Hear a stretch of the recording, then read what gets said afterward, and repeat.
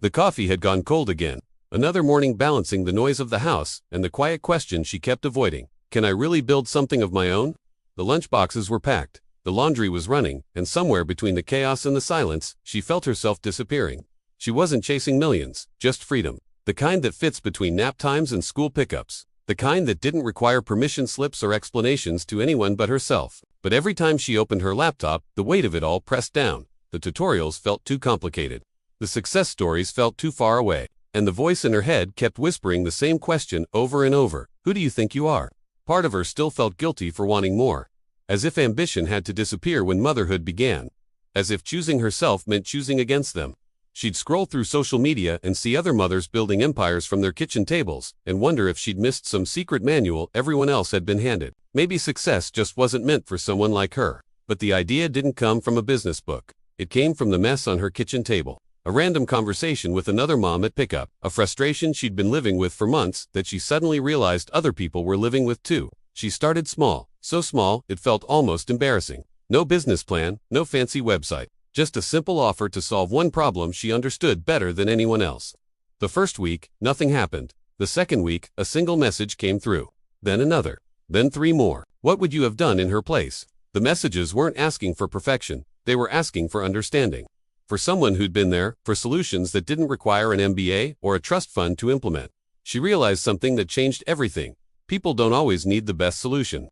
They need the solution that actually fits their life. According to recent studies, small home-based businesses, led by women, are growing 40% faster than other segments. Not because they have more capital or more time, but because they have more clarity. They know exactly what problem they're solving because they've lived it themselves. She smiled, not because it was easy, but because it was finally hers. The method she stumbled into wasn't revolutionary. It was almost too simple. She identified one specific pain point other stay-at-home moms were experiencing. She created a straightforward solution using skills she already had. She shared it in spaces where those moms were already gathering, and she let the work speak for itself. No complicated funnels. No expensive ad campaigns. No pretending to be someone she wasn't. But then came the doubt. The kind that whispers louder than failure. The message from a family member asking when she'd get a real job. The night her partner questioned if this was worth the time. The morning she woke up and wondered if she was being selfish for trying at all. She almost gave up, until one message changed everything. It was from another mother, someone she'd never met, someone who'd been struggling with the exact problem she'd solved. The message didn't thank her for a product. It thanked her for understanding, for making something that actually worked for a life like hers, for proving that it was possible to build something without burning everything else down. That's when she understood the real method. It wasn't about the income strategy itself. It was about the mindset shift that made everything else possible. She wasn't trying to escape motherhood to find success. She was integrating both into something sustainable, something human. Sometimes growth doesn't look like progress. It looks like staying. Staying consistent when nobody's watching. Staying honest about what you can handle. Staying committed to the version of success that actually serves your life instead of consuming it. Her workspace was still her kitchen counter, but it no longer felt like chaos. It felt like possibility. The income started modest. $50 one week, $100 the next, then $200. It wasn't replacing a full-time salary yet, but it was doing something more important. It was proving that she could create value, that her ideas mattered, that the years spent managing households and solving daily crises had given her skills the market actually needed. She learned to batch her work during school hours, to set boundaries that protected both her business and her family, to say no to opportunities that sounded impressive but didn't align with the life she was actually trying to build. What helped her most wasn't just finding the right tools. It was realizing she didn't need permission to start small. She tested different approaches before finding what truly worked. Some things she tried through free trials.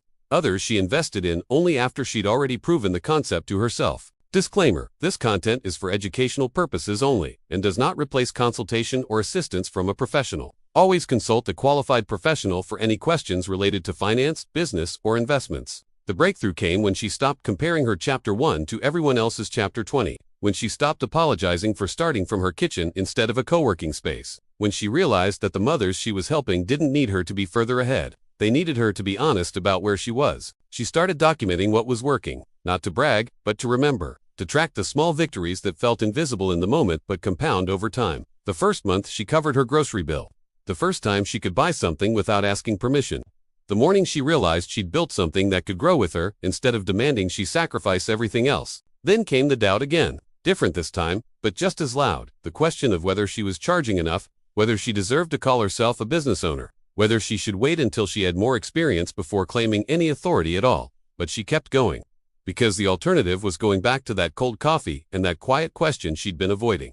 And she'd already proven to herself that she didn't have to choose between being present and being ambitious, between motherhood and identity, between safety and growth. The method that worked for her wasn't complicated.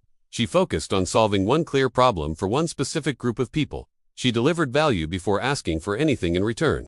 She built trust by being consistently helpful, not consistently promotional.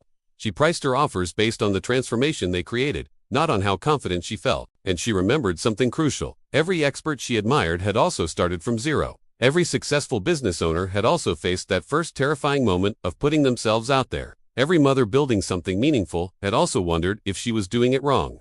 What she discovered is that the too simple to be real method only feels too simple because we've been taught to believe that success requires suffering, that if it doesn't feel overwhelming, it must not be legitimate, that ease and impact can't coexist in the same business model. But they can, and they do, especially when you're building something designed to fit your actual life instead of some imagined future version of yourself who has infinite time and energy. She learned to trust her intuition, to recognize when an opportunity was exciting and when it was just shiny, to say yes to clients who respected her boundaries and no to ones who didn't, regardless of how much they were willing to pay. She built systems that worked for her brain, not the systems everyone said she should use. Not the complicated workflows that required learning 6 new software platforms. Just simple, sustainable processes that she could maintain even on hard days. Sometimes she still felt guilty. Guilty for enjoying her work. Guilty for having something that was hers. Guilty for the moments when she chose her business over doing one more load of laundry or organizing one more closet. But then she'd remember what her daughter said one afternoon. "Mommy, I like when you're working. You look happy." That's when she realized her ambition wasn't taking away from her family. It was modeling something essential for them. It was showing them that mothers are whole people with dreams and skills and value beyond what they provide to everyone else. When she poured her coffee the next morning, it was still hot. Because this time, she wasn't rushing, she was building. Building something sustainable. Something that honored both who she was and who she was becoming. The income grew, not explosively, but steadily. Enough to feel the shift. Enough to make decisions differently. Enough to prove that the method worked not because it was revolutionary, but because it was honest. She still works from her kitchen counter. Still manages the chaos of school schedules and doctor appointments and unexpected sick days. Still navigates the guilt and the doubt and the exhaustion that comes with trying to hold multiple identities at once. But now she knows something she didn't know before. She knows that success doesn't require sacrificing everything else. That simple strategies executed consistently beat complicated plans abandoned halfway. That the freedom she was looking for wasn't on the other side of some massive breakthrough. It was in the daily choice to keep building, keep learning, keep showing up for the version of life she actually wanted. The method was never really about the tactics. It was about the permission. Permission to start before you're ready. Permission to build something that serves your life instead of consuming it. Permission to define success on your own terms instead of someone else's timeline. And that permission, she gave it to herself. One cold coffee at a time. One small decision at a time. One brave choice to believe that her ideas mattered, and her time had value, and her dreams deserved space too. Tell us what part of her story resonated with you most, and where you're watching from. Your journey might just inspire the next one. Tell us which country or city you're watching from. See you in the next video. Bye.